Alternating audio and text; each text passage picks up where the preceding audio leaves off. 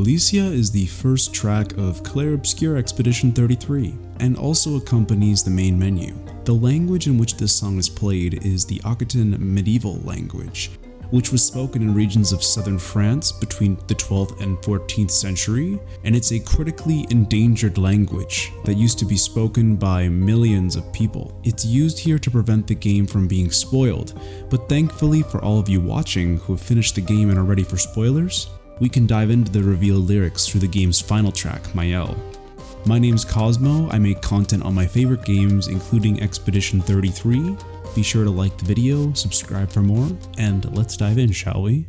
The writers and musicians over at Sandfall are absolute geniuses, encrypting the game's opening song and one that repeats throughout the whole game, ensuring that nobody playing could decipher the true meaning, and only to get to the end revealing the same song, but the lyrics being in modern French.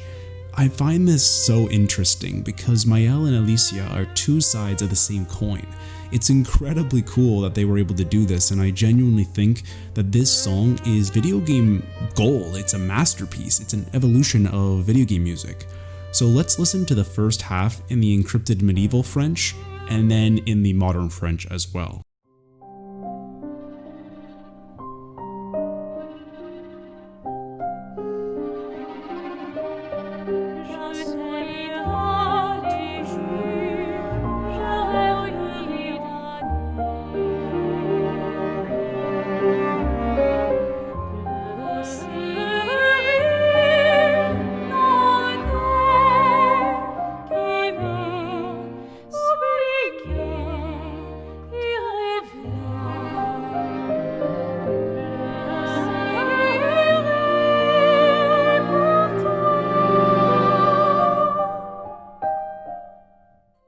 So this verse expresses a sense of loss and searching, possibly Maelle or Alicia's confusion about identity and their family.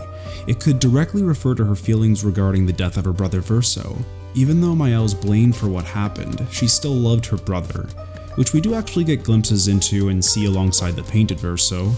But this could also be external, Renoir and Aline calling out to Alicia directly, suggesting the care they have for their family.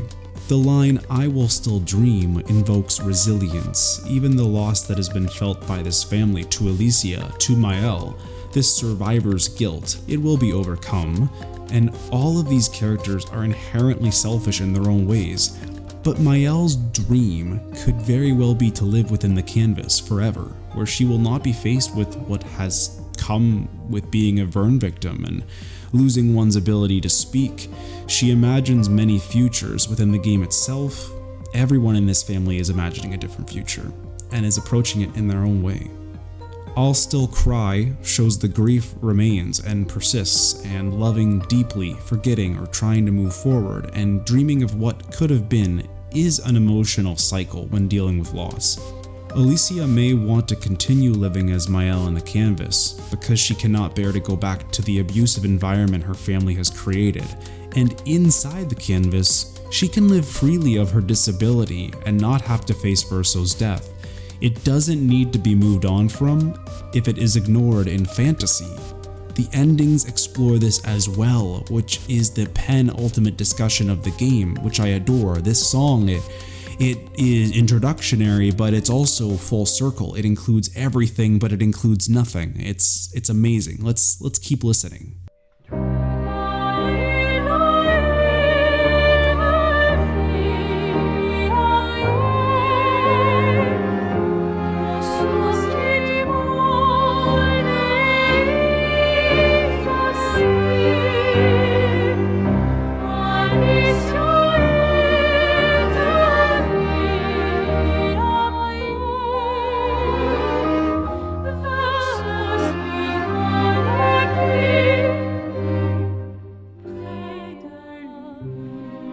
Now the chorus lists the names of the Descendre family: Maelle, her current self; Alicia, her true self; Verso, her brother lost.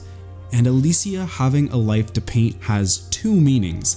The first being that despite her wounds internally and externally, she still has a future ahead of her. Life will move forward and she needs to persevere. The other option is more literal in the sense that she can stay in the canvas and life in her fantasy alongside the rest of Lumiere. It directly ties to the Maelle ending in the game, which I think is very interesting that they put that right there in plain sight from the main menu. Faded Gentle Star refers to Verso. He once burned bright and is certainly the star of the game's narrative, alongside Alicia, but it actually also could refer to her who has also fallen from grace. She's lost in this great conflict.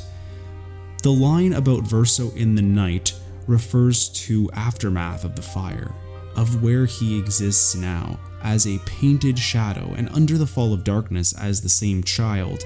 The small part of Verso left is forced to continue. Moon lies beside him could suggest grief or a mourning of Verso. Alicia is living in the shadow of loss. She could be the moon next to him, yet empowered to paint her life forward. And then the song repeats its chorus. It emphasizes the cyclical nature of memory and grief in the story. And while being short and sweet, clocking in at just under 3 minutes, both the tracks Alicia and Maelle are incredible pieces of music.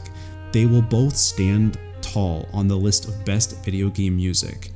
I would go idle and just enjoy hearing it every time I boot it up in my initial playthrough, and while it's not as dense of a song to look over like Un Viatime, we actually get a lot of information just from a few lines, which I think I've gone into enough without trying to stretch the bar too much, and I just want to thank you guys for watching.